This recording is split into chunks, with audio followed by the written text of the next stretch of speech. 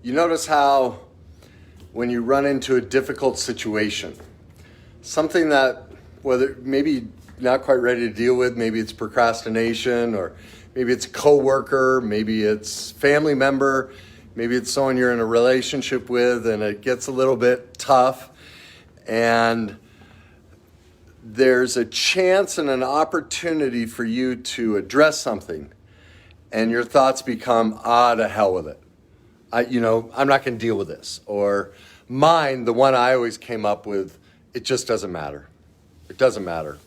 Or what was the other one I used? It was who really cares? All right? What happens in those moments, I talk about this in my book, we develop mantras. We develop these basically coping skills of ways we justify not dealing with something. And so our self-talk becomes one of, we're trying to give ourselves permission not to face something, basically. So we develop a mantra that pushes it off and minimizes it and gives us permission to go, who really cares? Like a client this morning, he's dealing with a difficult situation, and an email came in, and his go-to when things are difficult is he says, to hell with it. And he just packed up his stuff, left the office, took the day off, just ran away from it. Like that was the other one I had is, what's the point? That's the one I used a lot. Like if something, I couldn't convince somebody or couldn't make a change in something, I go, what's the point? Well, what people don't realize, and I talk about this in my book, that's shame. That's a lack of self-love, and it's actually self-victimizing. That's what we do in shame, is we lack power in that moment, all right? And so what we all do in shame is we then hurt ourselves to get our power back, because in that moment we have a choice. We can exercise power and end the difficult situation by standing up for ourselves. But like I talk about in my book, The Worst Day Cycle, this is what everyone's caught in. Because of in childhood, our power was taken from us. We then, basically, we all re-victimize ourselves, and we do it with little mantras like that. See, when my dad would yell at me, and I knew I was right, but you could never, what do you guys see? A knife, right? If I held this up in front of my father and he said that was a picture of Queen Elizabeth, there would be no way I could ever convince him this was a knife. And so the mantra inside of me became, what's the point? We'd have a disagreement about something, I'd just shut down. Well, that carries out throughout our life. And so the self-talk solution for you is watch. Watch in those difficult moments with your partner, with somebody you're in business with, your kids. This is going to show up everywhere in your life. You have mantras where you walk away from actually addressing the problem and see this is the gift.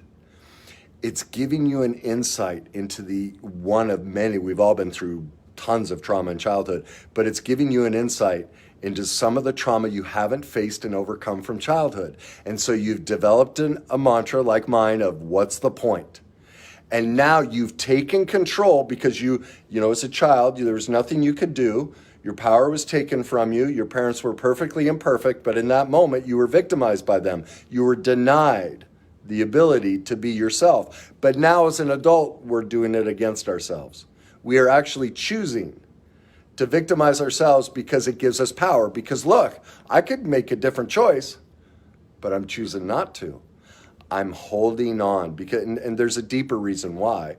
In part, look at for us to face that, this is what's so scary, and this is why you say that mantra and don't deal with it. Look at what you have to deal with. You develop that mantra for one reason, to get your parents to love you, accept you. You wanted attachment. And so in that moment, when you're about to give your life away once again as an adult, underneath, subconsciously, the battle you're having is, wait a minute, if I actually stood up for myself, I'd lose connection to my parents. That's heartbreaking. Well, you already felt sad and lonely and detached and unheard as a child. And so even though you can logically think about this and go, well, wait a minute, I want connection with my parents, you're going to choose to use that mantra because you don't want to face. You're like, well, if I actually deal with this problem, if I stand up for myself and I stop victimizing myself, I'm going to lose my parents' love. That's a very difficult pill to swallow, but that's what you're facing. And so this is what's so exciting about it. Every time you do that, you're discovering one of the many ways your parents were perfectly imperfect, and one of the many ways you're afraid of success and you're setting up your own failure. And so when it comes up the next time, you may not be able to act on it, and that's okay. Don't beat yourself up. This is an awareness process, and it takes time to actually act on it. But recognize, at least start with the first step of knowing the truth. Wow, I'm not afraid of confronting my spouse or my business partner. I'm afraid of confronting my parents. I'm afraid of losing connection to my parents. That's what's really going on here. And start learning about that, start getting acceptance, and that will eventually help you move through and realize that the only chance you've ever had of truly connecting with your parents is to stop that mantra.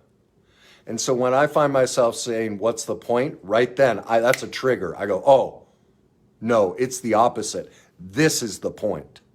The point is for me to deal with this right now. That ends the self-victimization. That ends the fear of success. That begins the process of healing, forgiving them and forgiving ourselves. All right? So give that a try. And if you're okay with it, in the comments, let me know what your mantras are. What do you use? What did you learn to use in childhood to survive the abandonment, the neglect, the different things we all go through? How did you learn to survive your parents' perfect imperfections, and how are you now victimizing yourself with that mantra? But you're ready to deal with, all right? So let me know what you use. I hope you're all having a great day, and I hope that helped you.